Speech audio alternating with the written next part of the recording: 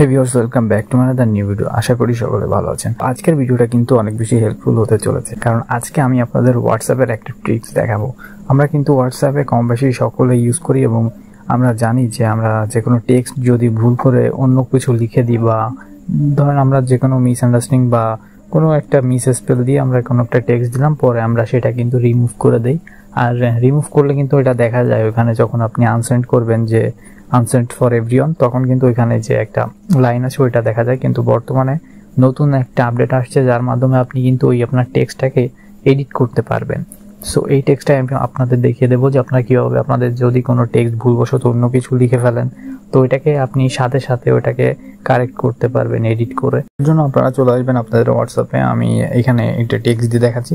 আর এই যে আমি এটার কথা বলতেছিলাম যে আগে আমরা যদি কোনো টেক্সট রিমুভ করতাম বা ডিলিট করতাম এখানে এই নোটিফিকেশনটা আসতো, কিন্তু আমি যদি এখানে দেখা যাচ্ছে কিছু লিখলাম, এখন এই লেখাটা আমার ভুল হয়েছে। সাপোজ এখানে আমি যদি বাড়ি লিখতে যে আমি এখানে আর এর জায়গায় যদি আমি টি দিয়ে দিই তাহলে দেখা যাচ্ছে এখানে বাটি হচ্ছে। সো আমি এটাকে এখন এডিট করে দিব এখান থেকে। আপনারা কি করবেন, জাস্ট এটাকে ক্লিক করবেন, ধরেন এটা ভুল লিখছেন, এখানে আবার ওইটা ঠিকভাবে লিখবেন। তো এখানে ক্লিক করে ধরলে এখানে উপরে দেখবেন থ্রি ডটে ক্লিক করবেন।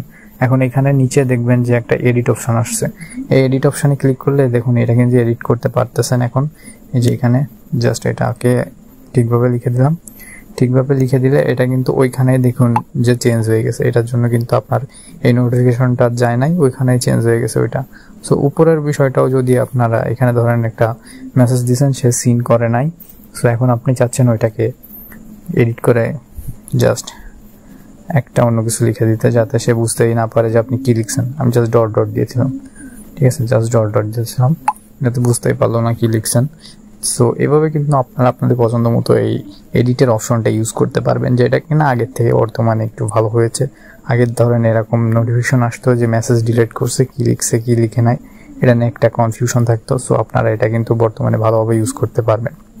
সো আশা করি ভিডিওটা আপনাদের কাজে লেগেছে। ভিডিওটা যদি ভালো লাগে তাহলে অবশ্যই লাইক করবেন, কমেন্ট করে জানাবেন কেমন লেগেছে। দেখাবেন নতুন ভিডিওতে, নতুন সব আপডেট নিয়ে সাথে থাকবো আপনাদের। ধন্যবাদ।